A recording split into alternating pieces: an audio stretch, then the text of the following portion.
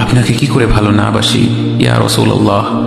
যখন আপনি আমাকে ভালোবেসেছেন সেই 1400 বছর আগে, যখন আপনি আমাকে মিস করতেন, আশা করতেন যেন আমার সাথে দেখা করতে পারেন, অথচ তখনও আমি জন্মই হইনি।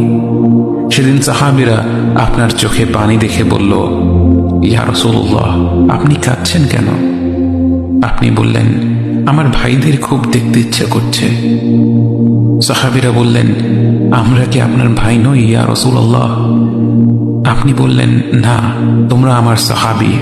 আমার ভাই হলো তারা যারা আমার পরে আসবে এবং আমাকে কখনো না দেখেও তারা আমাকে বিশ্বাস করবে।